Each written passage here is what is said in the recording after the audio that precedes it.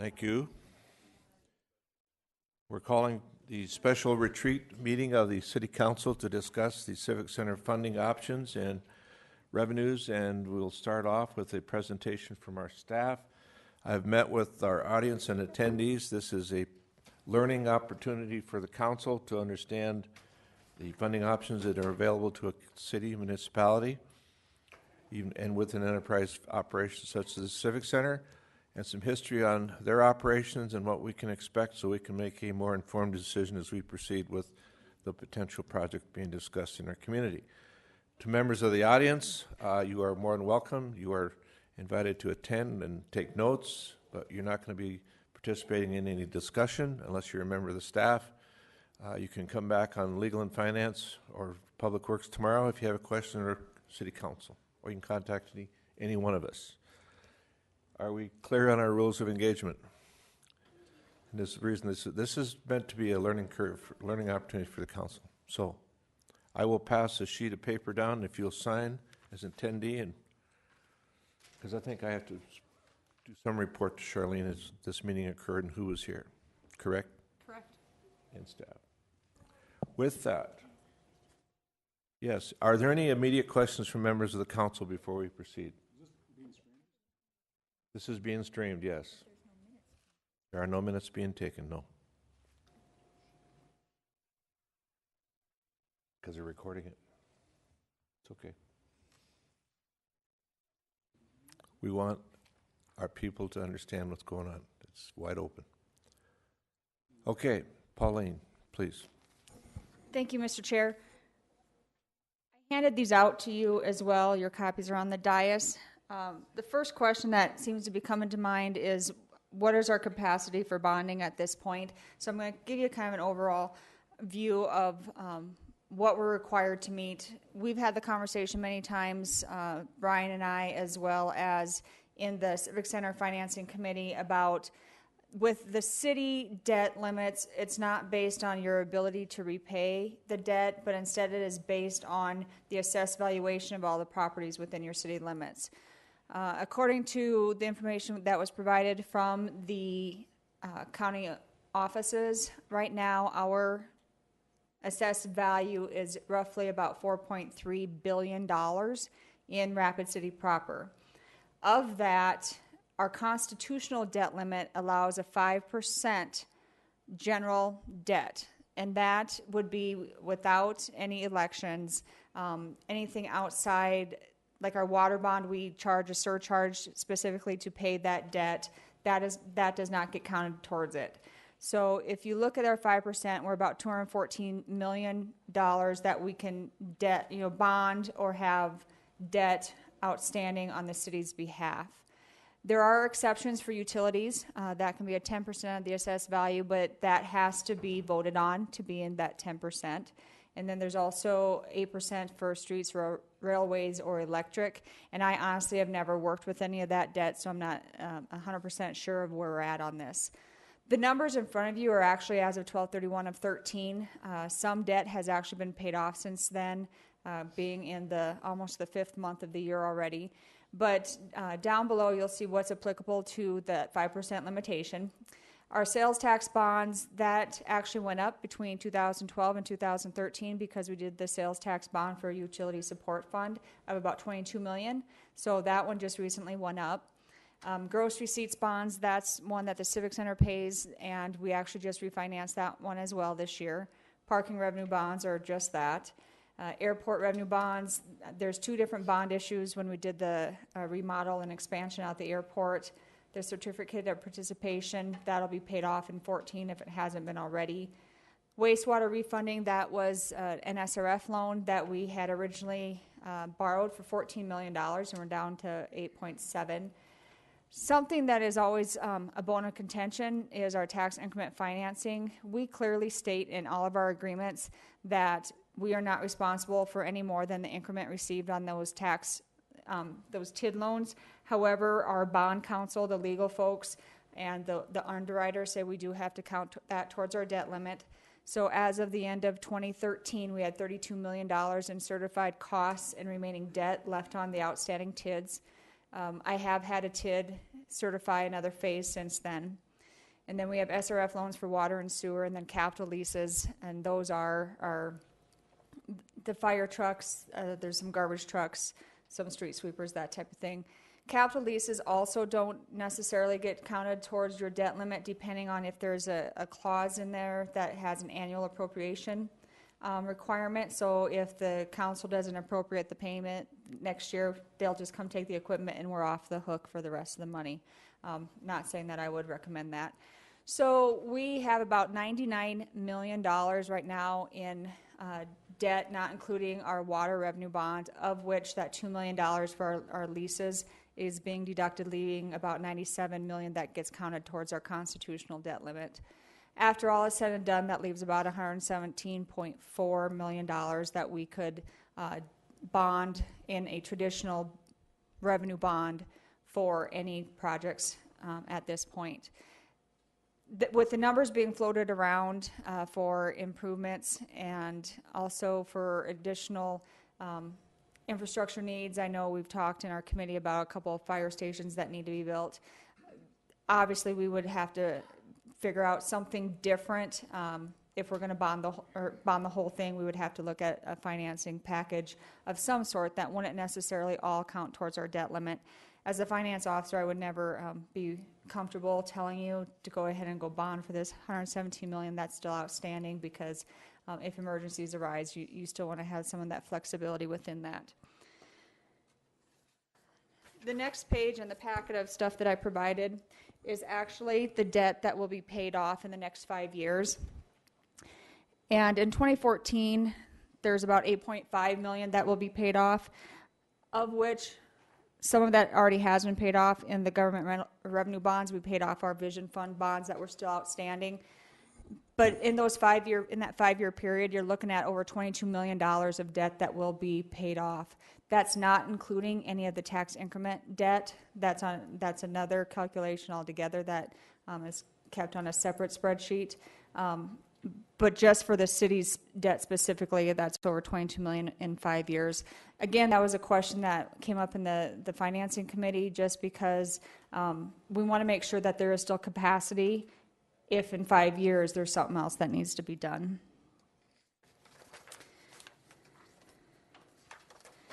Next one, we had Doherty and Company do some projections for us. They are the underwriter that we have typically used on our bond issues. They've been working closely with us for the last couple of years on this. Based on our 2013 sales tax revenue of about, in the Vision Fund only, of about $11.4 million, depending on the term of the bond, 20 to 30 years, that's what you'll see. The whole bond issue ranges from $128 million to almost $156 million, but what is actually left after all the fees and our reserve fund are set aside is about $118.5 to $146 million. Again, if we need to go more than that, we're going to have to find other funding sources, and that's one of the things that the committee is looking at. No matter where we're at on that, the debt is about the same. The maximum is about $9,133,000 per year. It varies a little bit year to year, but that's where it ranges. And then interest rate, again, depending on the length of the bond, it's between 3.67% to 4.16% on average. But if you look at the actual spreadsheet, it ranges anywhere from, I think, 2.5% to 4.5%, depending on if it's on the shorter term side or the longer term side. Something to keep in mind with the bonds and why the annual debt is limited to the $9.1 million is because most of our revenue bonds require 125% coverage ratio, so you have to bring in 125% of that debt service, which brings it right to the $11.4 million. Historically speaking, where are we at with our Vision Fund? Back in 2000, when the spreadsheets began to be tracked, we were at $6.5 million on an annual basis for Vision Fund, and we are now up to 11.4 as of the end of 2013. So on average, it's a 4.46% per year increase in sales tax revenue. Obviously, you can see the changes year to year. We had 1 year that was 9.5% increase, and then another that was a negative 3.22. The final spreadsheet that I have is just a projection, and it's a very conservative projection based on a 3% growth annually. And as you just saw, it's actually over 4.5%. So very conservative, showing where we would be with our sales tax revenue versus our bond payments and what would be remaining for other projects. That is a big concern, not only for elected officials, but also for the department directors, that if this is something that the council and the city choose to move forward on, that there's still money left over at the end of the year. The last column is an accumulated amount, and I was having the conversation with Mr. Laurenti before the meeting that if we did not touch any of that money between now and the end of the 30-year bond, we would still, after paying off the whole $156 million, have $302 million left over for other projects. So there would still be money available for projects. It would be more on a pay-as-you-go basis if you so chose, or you can accumulate and then have a round at the end of every 5-year period. That would be up to the council. So what have we been talking about in the committee? We have a really good group. I think there's about 10 of us now. It's grown a couple more since it was originally set out. Good brainstorming going on. Things that I think right now are beyond even our legislature's comprehension. One of the things that keeps circulating over and over again is an entertainment district tax, where you create an entertainment district and there's a special sales tax within that district that would go to help pay off some kind of debt. That would obviously take some legislative action on the state level. Another discussion item was an additional penny of sales tax. Municipal League had tried to go in and get some legislation for that, but when we found out the state wanted money as well, we kind of backed off because we knew if the state wanted money that the cities would likely not get it.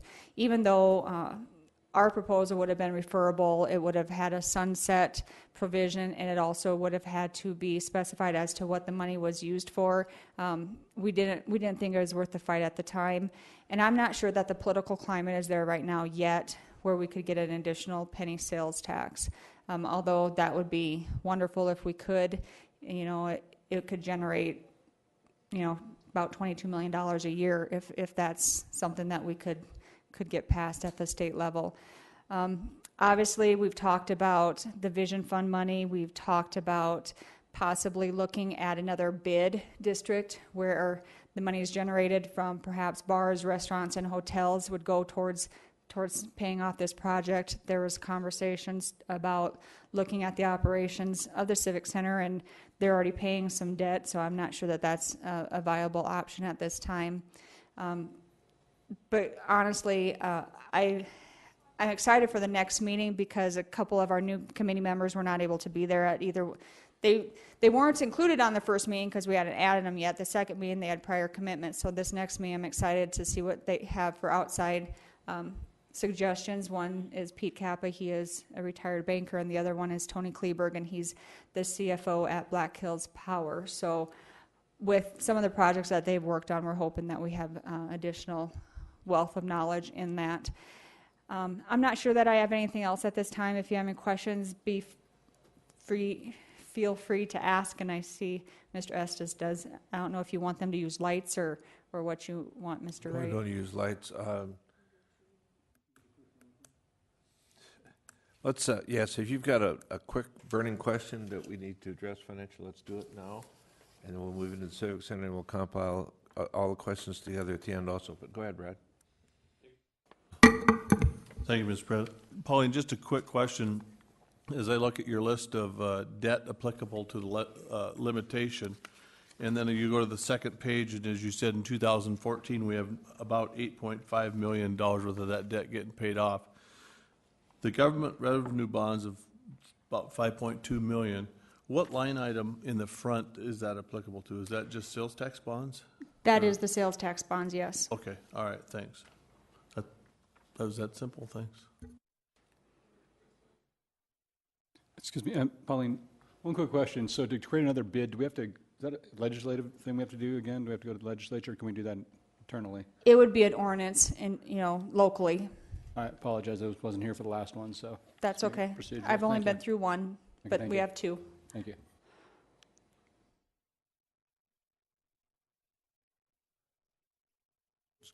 Excuse me. If not, we will proceed with the Civic Center briefing. Brian?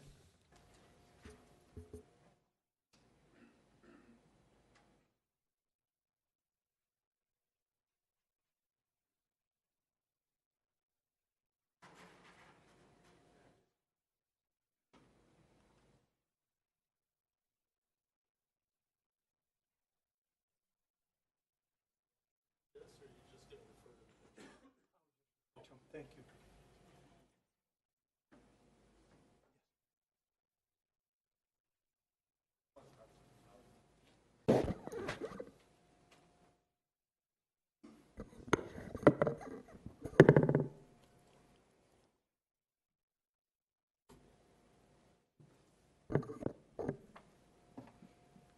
Thank you. Brian Maliski, General Manager of the Rushmore Plaza Civic Center. Part of what we want to do tonight is to cover a portion of the history of the Rushmore Plaza Civic Center. Alderman Wright had asked about where we had come from, where we have been, asked a little bit about what the original cost was of the Civic Center, some of those types of items. The first thing I'd like to do is maybe to point to the pictures that are down in front of the dais, kind of the old black and white ones that are just right down in the front. The picture that is on the left is a picture from the winter of '71, which is right in front of the 1972 flood, of course. And as you look at that picture, where that picture is located at is someone is standing right on top of the Hubbard feed mill looking out into what has become now Memorial Park. And of course, that's where the Civic Center, the Memorial Park, the Memorial Pond that was created, the tennis courts, everything like that came from that area, that industrial area. And I've had the pleasure of talking to a number of historians and a number of ex-mayors, ex-council members, and just people who've lived in Rapid City for a number of years. And it's interesting to me the remembrance that they have of this area, and quite honestly, a little bit of argument of which each of those buildings actually were. But as you can see, that area was an industrial park. So again, if you look at this road going up and down here, I think I'll switch over to my right hand, it might be better. This road going up and down here is Omaha. This road that is right down in here is 5th Street. So that's Omaha and 5th. This is literally right where you see Memorial Pond, or excuse me, Memorial Park. Back down in this area is where we would have the tennis courts. And then up into this area is where Central came. And just to the right of that is where the Rushmore Plaza Civic Center was built. So in 1972, as we all know, with a horrible flood in June of that year, 238 people lost their lives, and Rapid City was literally changed forever. This area was an area that was completely wiped out, and I think we've all seen some of those historical photos.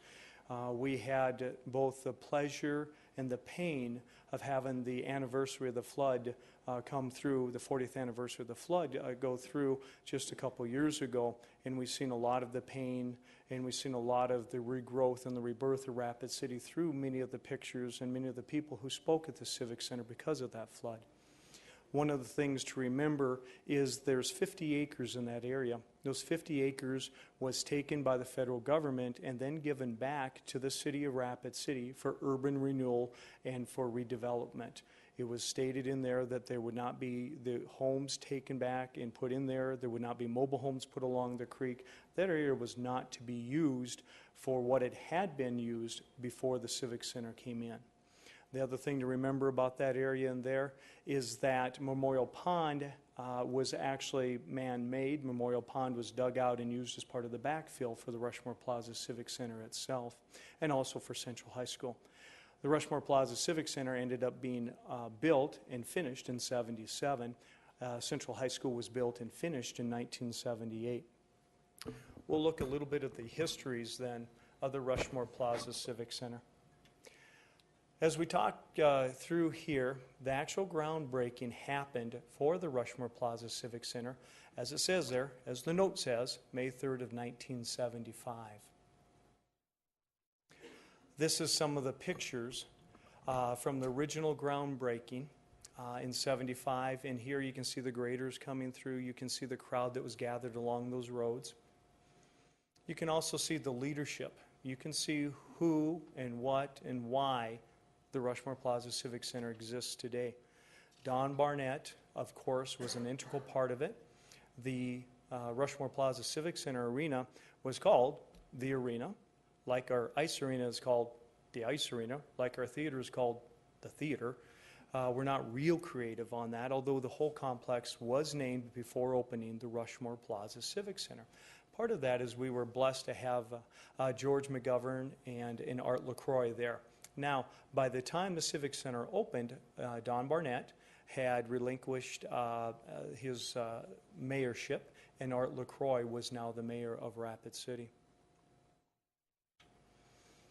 Part of what is interesting about the original history of the Rushmore Plaza Civic Center is it was the third vote of the city of Rapid City to actually build the Rushmore Plaza Civic Center. According to the notes that Don Barnett has been so kind as to share with me, Council President at the time, Larry Lytle, the vote actually occurred and passed successfully, as you can see, in April of '72. There was a vote that was put together and defeated in 1961, and there was another vote put together and defeated in 1966. The prior two votes were a completely different complex and a completely different funding process than what was actually garnered for the winning vote. What is interesting on this one is that the funding method was considered somewhat revolutionary at that time in Rapid City. It was not property tax, it was sales tax. We've heard actually, I think, from one of our board members, Don Frankenfeld, telling us about how that original sales tax was garnered by the state, and they kind of wanted to keep sales tax to the state themselves. Rapid City had to go in to get that sales tax in order to build the Rushmore Plaza Civic Center. And that is what you're seeing on this, and you'll also see that in the information that will be supplied to you in just a moment. But again, Don Barnett has flat told me from the 25th anniversary, which happened, obviously, 25 years to the date from when we opened, so it happened in 1992, that the only way they were able to actually build the Rushmore Plaza Civic Center was to shy away from the property tax and go to the sales tax. The idea behind the sales tax was, one, it was built on people who could afford to pay money. If you did not make very much money and you could not buy very many goods and services, you did not pay very much. Two, people coming to our number one industry in Rapid City, South Dakota, is tourism.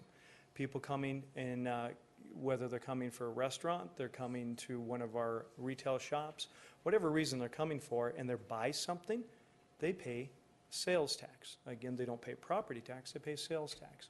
According to Don, this was the reason they were able to get the Rushmore Plaza Civic Center built, is they could say, look at the number of visitors that come to Rapid City over the course of a year. Let's let them help us pay for our new complex. So it was an integral part of how we actually were able to be built back in 1972. Excuse me, we were able to pass in 1972. This is something that Alderman Wright had also asked for. If we go back to the beginning years of when the Rushmore Plaza Civic Center was built, specifically the Don Barnett Arena, and this number bounces around a little bit, but approximately $14 million was spent for the original construction of the Rushmore Plaza Civic Center. We were asked to take that forward and look at what would the Don Barnett Arena cost today to build in today's dollars. This particular slide was put together by the consultants because they're the experts, we're not. But with Mortensen, Skull, Crawford, and ARC, what they were able to tell us is that if you take that original $14 million and you build the exact same Don Barnett Arena, it's going to come out to, as you can tell, close to $60 million. But they also said that's illegal. You cannot build a Don Barnett Arena because it's not code compliant. It's illegal according to the Americans with Disability Act. It does not have the ingress and the egress required. You have to bring it up to the legal requirements. Again, they said, okay, if you go back and you build it in 1972, or starting in 72, finished June 21st, 1977, if you do that and you extrapolate those numbers forward, you're going to add another $54 million, because those are the numbers for the construction if they would have been done the proper way, the legal way, for 2014 back in 1972. The total then for the Don Barnett Arena would be approximately $117 million. Now, those are estimations, and anyone can say this is high, that is low, however you would like to work through that. But that's their estimation to bring the Don Barnett Arena, build it, and it would be code compliant from the day that it was built.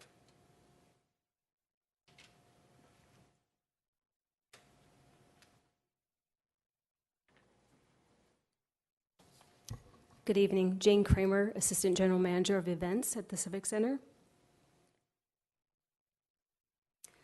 The whole vision of the Civic Center was to have events that couldn't be held anywhere else in Rapid City, and also to have newer and bigger events, not only for our community, but our region and beyond. The slide that you have in front of you was part of a study that we commissioned about 2 years ago to show how important the Civic Center is to the community as a whole and beyond. We've highlighted, as you can see in the yellow, we've highlighted 4 of our major events, such as the Rush Hockey Games, a national major touring concert, our largest event of the year every year is the Black Hills Stock Show and Rodeo, and also our Broadway Play series. As you can see, we draw a good number of people to the Civic Center for events that do not live in Rapid City. Who would have thought that tickets to a teenage country music star would have generated 63% of the ticket sales from 35 states and also in Canada? What else does this mean? This means that people who come to the Rushmore Plaza Civic Center for an event from out of town are also staying in hotels, they're eating at our local restaurants, they're shopping at our retail stores, they're filling their cars up with gasoline, and the list could go on and on. The events at the Civic Center impact more than just our internal business. I'm sure many of you have seen this timeline of events that have gotten us to where we are today. As you can see, it was 2.5 years ago that Mayor Quaker had the idea and appointed the brainstorming committee to look at the future of the Barnett Arena. In July of 2012, go back, thanks.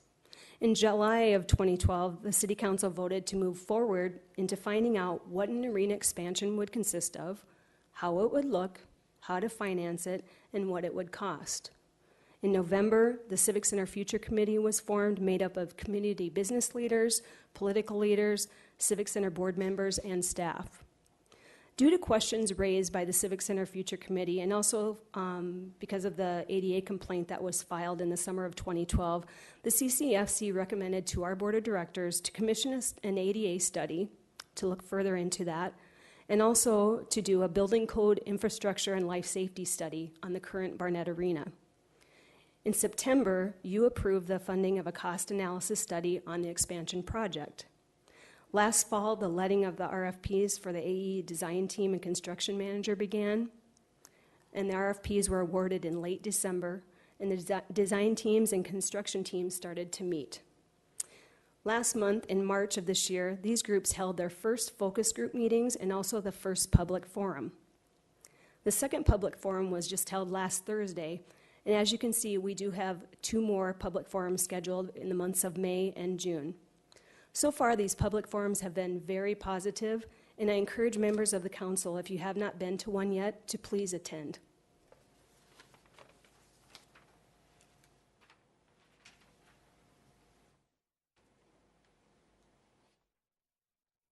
Thank you very much, Jane. Good evening, everyone. I'm Tracy Heitch, Assistant GM of Finance at the Rushmore Plaza Civic Center. And so I'd like to review with you tonight some historical revenues and expenses, including bond payments of the Civic Center for the past 16 years. As you can see in the graph, the line graph there in front of you, Our revenues are represented by the green line, our total revenues, and our total expenses, including our bond payments, are represented by the red line for the years 2001 through 2013. As you can see, in 2001, we started with $4.5 million in revenues and about $4.3 million in expenses and bonding payments. And as we've progressed over the years, ups and downs included, recessions included, even our very recent recession, our revenues have exceeded our expenditures in all of the years with the exception of one, and that would be 2009. This was the year after we opened the ice arena. It was also the year that we kind of had a number of perfect storms coming together, including Mayor Hank's request that our board of directors make 3 bond payments that year versus the 1 traditional payment, which meant that we would pay off the food court bond payment early, as well as the additional bond payment that we were making as of that time. So that year alone, we paid about $933,000 in bond payments for that one particular year. So the purpose of that at the time was actually the consolidation of the citywide IT department from where the various departments had their own IT individuals to where it was combined into one citywide department. So that accounts for what you see there in the year 2009. All the way up to last year, 2013, ending that year with $9.2 million in revenues, with $8.1 million in expenses, including our bond payments. So from that revenue and expense history, let's step back just a little bit and talk about some of the things that Brian had already mentioned with the historic funding of the original Civic Center and some other government buildings. We've talked about the original 1 penny. Well, in the early 1990s, the bonds were paid in full, and thus the Civic Center construction was paid in full as well. So Mayor McLaughlin at the time had the vision and saw the need that there were additional city projects obviously coming down the pike and in the future. So with that vision, he went to the people and he brought to the voters of Rapid City the idea to continue the 1 penny and split it in half. Half of it going to the capital improvement projects and half of it going to the Vision Fund. And as we all know, the capital improvement projects include things like streets and gutters and curbs and sidewalks and all those things that are very important to our city. The Vision Fund likewise has funded such things as the Roosevelt Swim Center, the Roosevelt Ice Arena, Horace Mann, as well as the ice arena at the Rushmore Plaza Civic Center. So again, the voters agreed with Mayor McLaughlin's vision and the 1 penny continued. So as Sandra, thank you. As Pauline has already alluded to, and I appreciate that, Pauline, we actually went back to the very beginning, the inception of the Vision Center back to 1996, which is what you see in front of you there. So that Vision Fund, back in 1996, again, half of that penny generated $5,048,276. And over the course of time, again, as Pauline has already indicated, in 2013, we were at $11,396,790. And again, that's with the ups and downs of the economy, recession, all of those sorts of things. So over that whole span of time, from 1996 to 2013, the average annual increase is 4.91%. Likewise, again, with the penny being cut in half of that being vision money, half of that being CIP. Again, 1996 to 2013, we're looking at the same numbers, again with a 4.91%. And again, counting for those recession and all of those different items, our average growth over that 17-year time frame. Brian?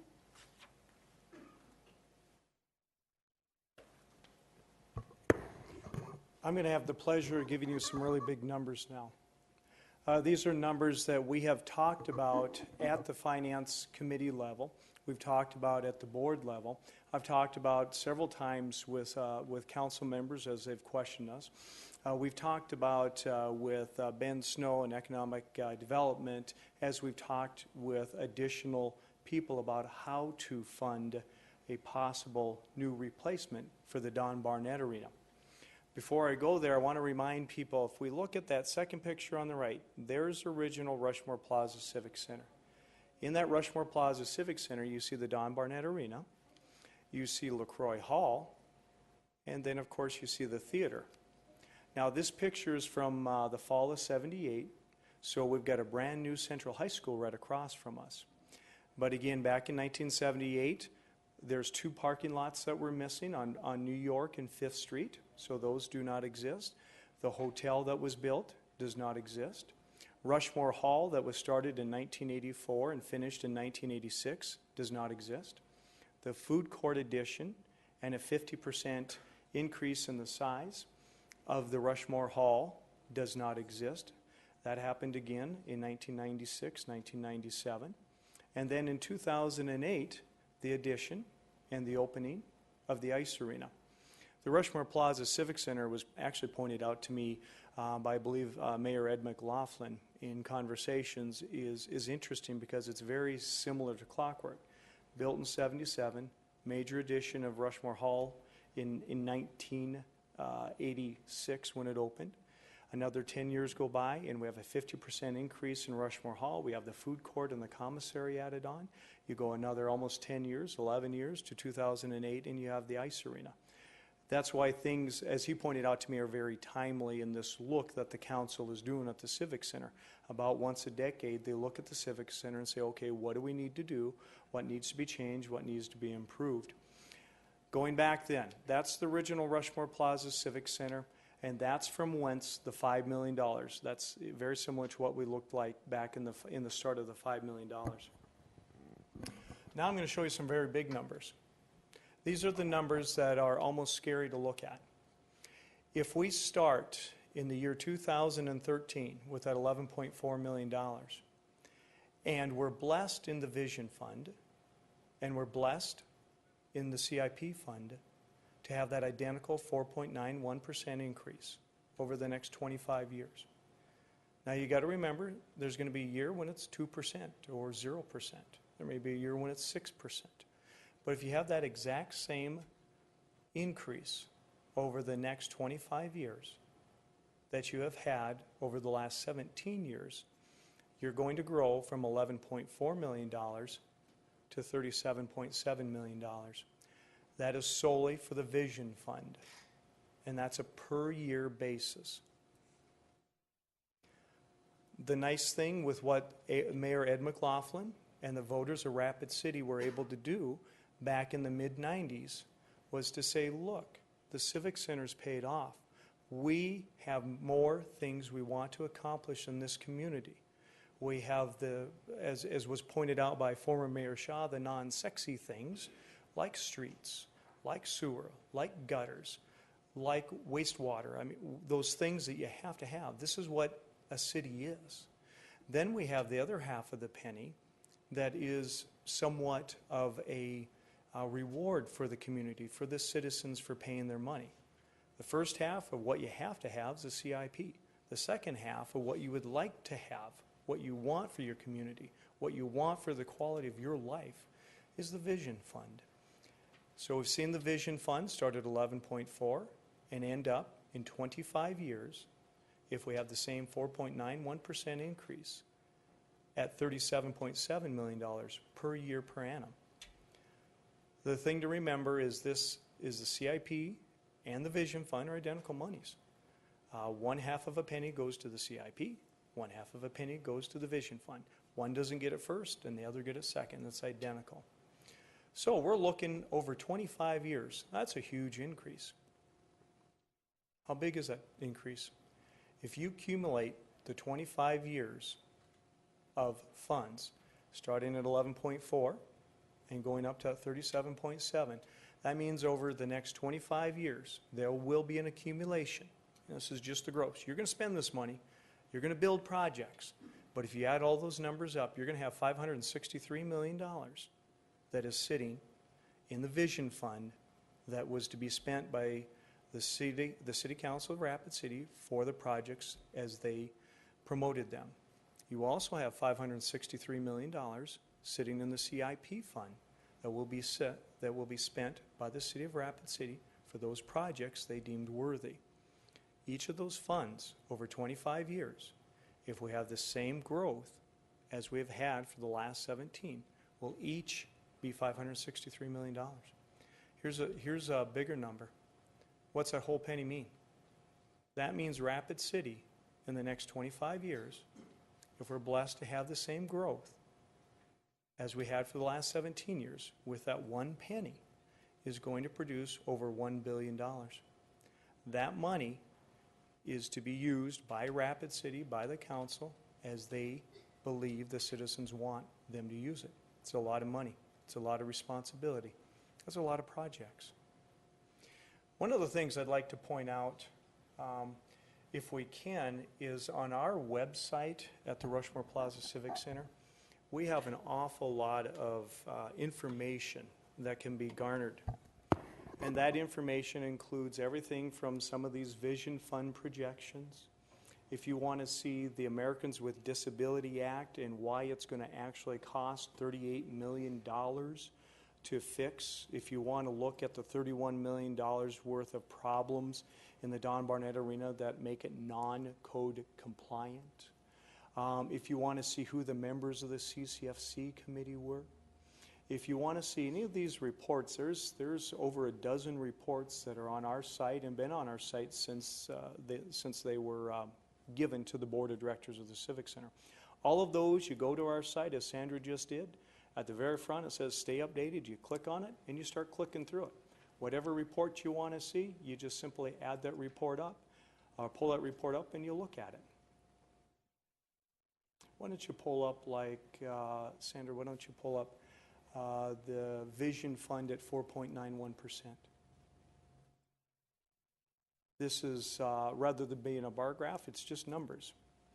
Here's an estimate way back when we started about how much would a bond cost the city of Rapid City, how many dollars do we have back then. Pauline actually did a really nice job on this. How many dollars do you have left over once you're said and done? When you get to the bottom of it, you can look at it and say, all right, if we spend X amount of dollars, which is highlighted on a civic center, on perhaps 2 fire stations, whatever the council decides, how much would be left over? So that's to the right-hand side of it, and I think Pauline did a nice job of outlining that. This is where the committee has been at then for the Finance Committee of the Civic Center Futures. It's looking at all these possibilities.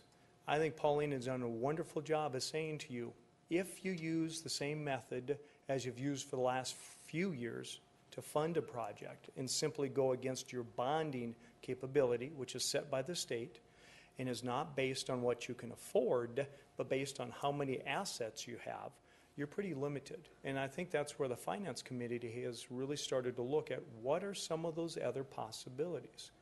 We know we can afford much more than what is being said by the valuation bonding method.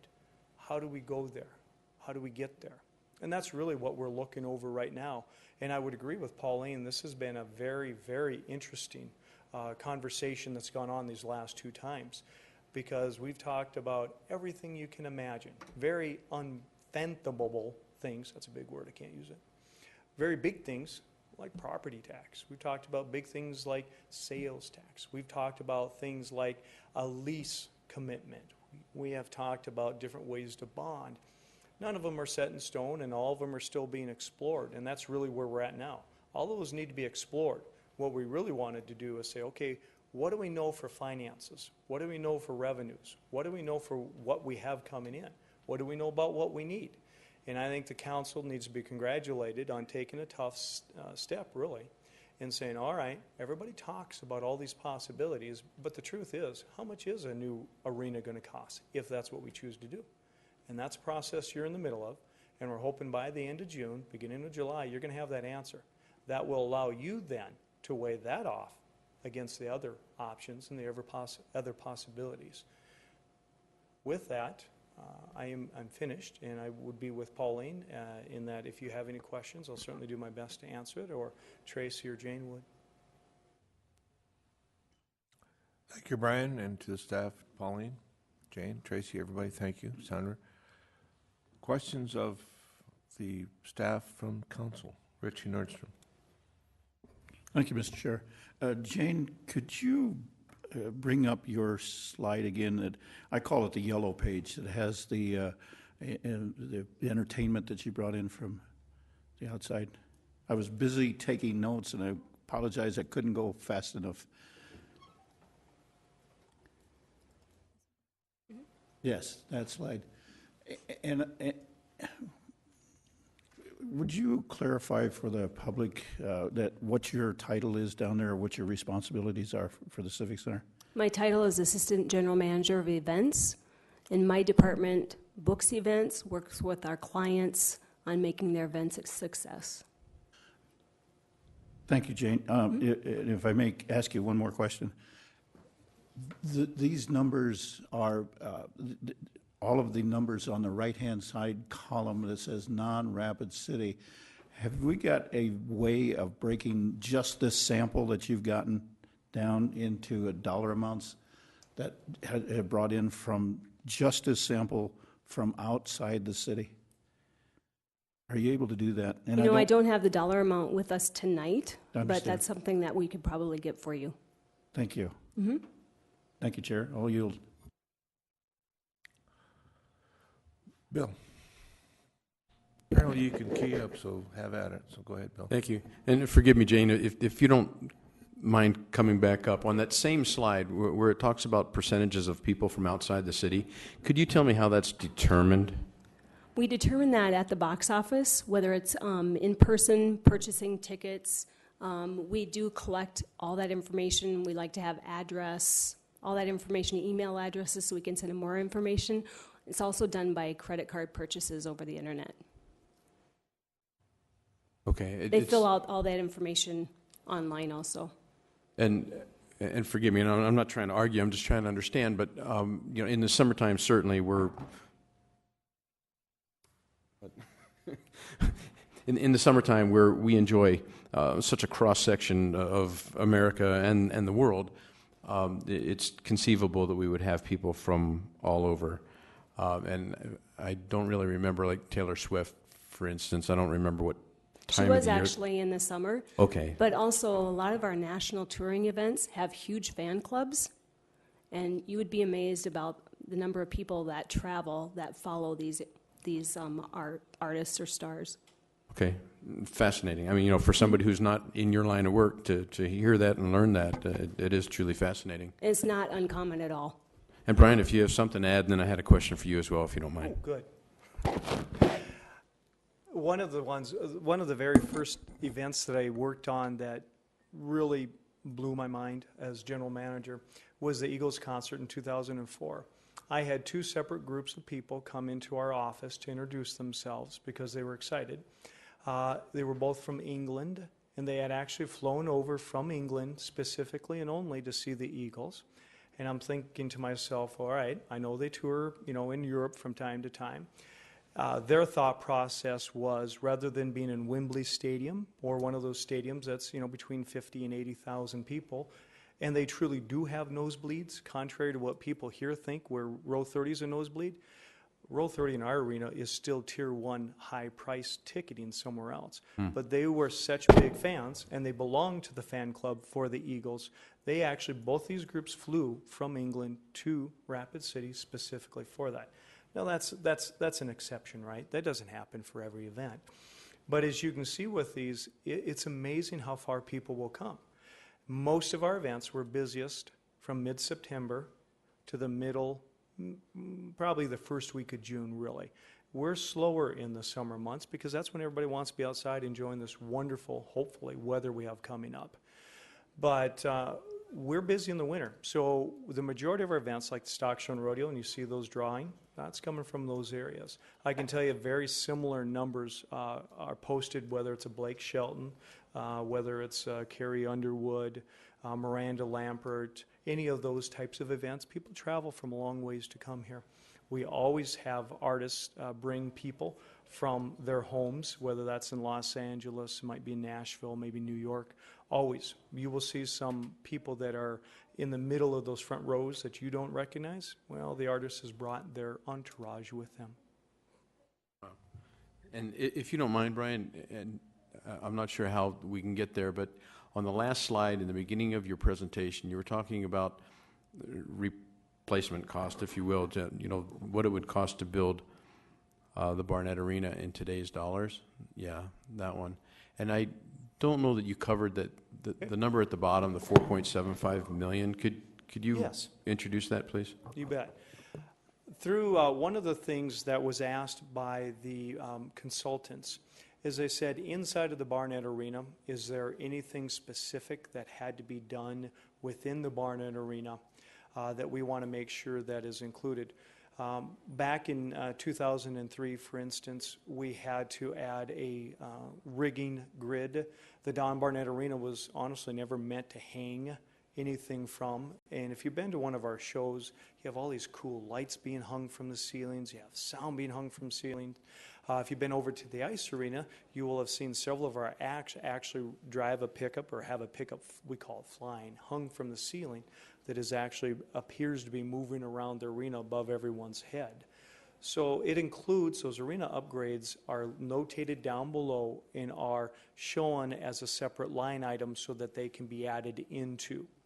It also includes things like electrical upgrades. We had transformers put in because we do not have enough electricity, in the Don Barnett Arena. So it's those upgrades that were needed in order for the Don Barnett Arena either to be code compliant or to do what we ask it to do. Thank you, and I'll yield the floor, Mr. Excuse me, President. Mr. Chairman. Dimitri and Sophia, you need to be quiet, guys. It's a meeting.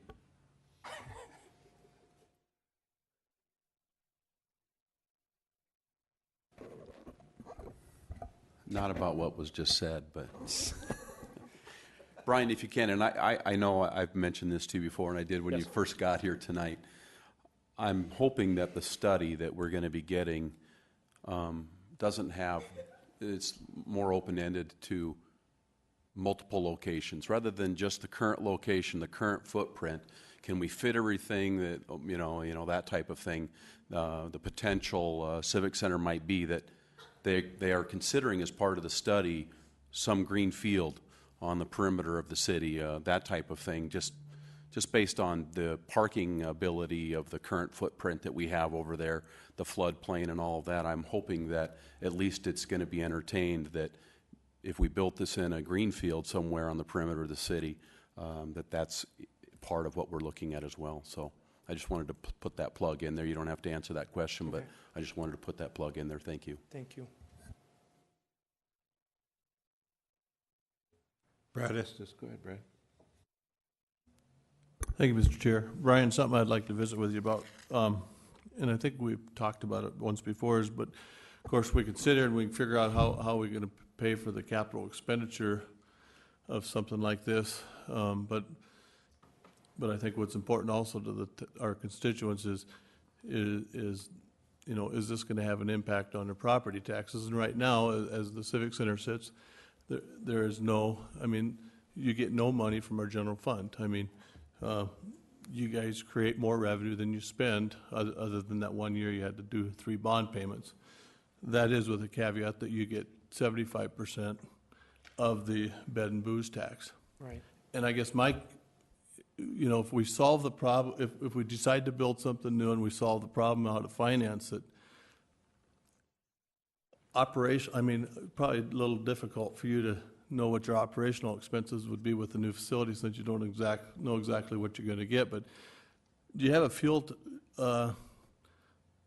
for how that would work operationally, how that would work, and operationally, do you see, would a bigger facility put you in a deficit situation? That's always one of those $1 million questions. Build it and they will come. Build it, can you afford it? Build it, it'll finance itself. I can tell you based on the 20 years of experience that I have, I can tell you based on the experiences that I have seen from around the nation, and of course I talk with many of my cohorts from around the United States, there's 3 things true about the Rushmore Plaza Civic Center type of facility. Actually 4. Let me start with the first one. They don't exist outside of Rapid City. We've done studies where we have found only 5 other places in the United States of America, and I'm not saying that's all, but that's all we could find, that have an arena, that have a theater, that have a convention space and a hotel on site. Most places, they build an arena somewhere, and then they say, we really need a theater. So they find a space to build a theater, and then they say, you know what, we really want to get into conventions. So they find another spot to build the conventions. Now, in one way, you've got that split, so they're drawing crowds in different areas. In another way, they're not able to come together comprehensively and move forward, like say the Black Hills Stock Show and Rodeo, where we use all of that. Going to the second piece of it then. Here's the thing that we say in our industry across the United States and Canada. A convention hall is to put heads in beds. The reason you have a convention hall is so that you can draw people that will stay in a hotel overnight. And when they stay in that hotel overnight, they're going to spend 70, 100, 200, whatever a night for their hotel. They've got to go out and buy 2-3 meals a day. They've got to rent a car.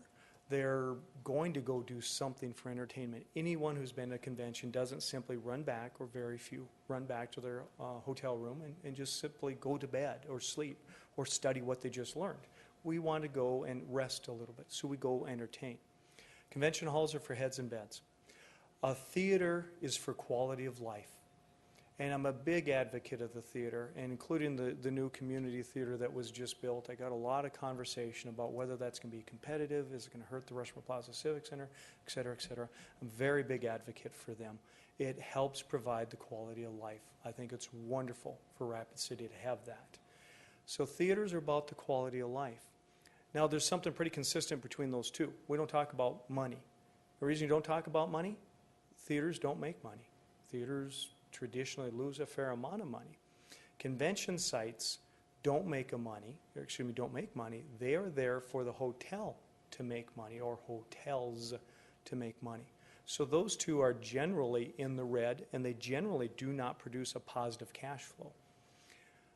I believe those two are correct. Then you come into an arena. Traditionally, arenas produce a positive cash flow. If you look at the Barnett Arena and you look at the Ice Arena, I believe they probably hold to that mold. I can tell you that, for instance, last year, all of our facilities together produced $1,011,000 in rent, just rent. Our labor was over $3 million. Rent doesn't get you there. What does get you there is concessions. We did over $3 million in concessions last year. That's what gets you there. Going specifically further, and where I'm going to finally answer your question, Mr. Estes, is that those concessions are derived from an arena. If you have a big event going on, whether it's a concert, it's a hockey game, whether it's state basketball, whatever those things are going on, they produce a huge amount of concessions. They produce positive cash flow. Arenas traditionally produce positive cash flows. Our existing Don Barnett Arena is very inefficient. It's a beautiful place. I played basketball there when I was in high school. I went to my first concert, which was KISS there. I have a lot of fond memories of the Don Barnett Arena. But it is very old. It's very inefficient. It does not work well for what it is. If we're blessed to get a new arena, that arena is going to be more efficient, it's going to be more user-friendly, it's going to be more versatile, and I truly believe it'll produce more positive cash flow. Really long answer, I apologize. No, I appreciate it. Thank you very much.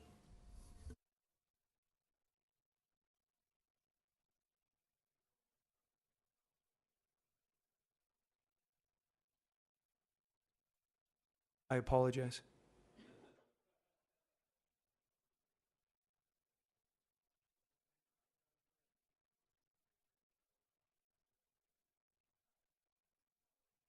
Staff for being here, members of the Civic Center Board, and other members of the community that are here. And I thank the council for taking your time away to be here. I hope you found it worthwhile and will help us in our decision and deliberations as we come forward on this project.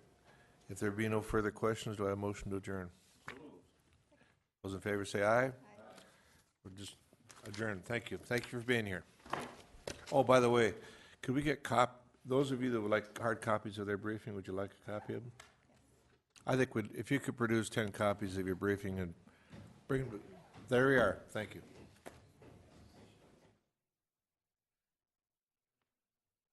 Thank you.